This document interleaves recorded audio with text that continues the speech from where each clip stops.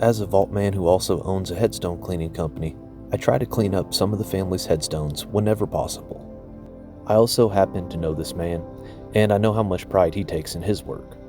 So it's only fitting that I make sure that his headstone is clean before he arrives for the service at the cemetery today. Now this is a polished granite upright stone, and these are relatively simple to clean with simple tools and D2 biological solution. And as always, before you try to clean a headstone, make sure that you do plenty of research and only use products that are approved for headstone cleaning. The last thing you would ever want to do is scratch up a beautiful polished black granite headstone such as this. The first rule of cleaning is to do no harm.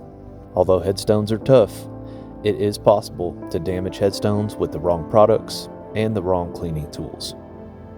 And I don't care what anybody says, I will never use a pressure washer to clean a headstone. Safer to err on the side of caution. Now for a polished granite headstone like this, I'm going to use a really simple cleaning process for it.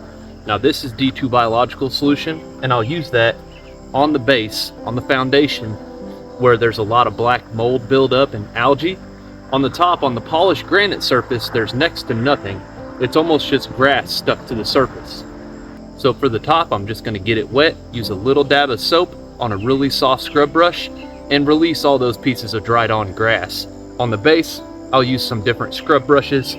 That'll help pull all that algae out of the unfinished foundation. And as you can probably see, the worst is on this east side here where the sun rises, but there's trees, so it doesn't get a whole lot of sunlight. And from all the leaves falling and the pollen and everything else, this side gets a lot more buildup on the base. And any cemetery you see that's surrounded by trees is going to get a lot more buildup than, let's say, a cemetery out in an open field.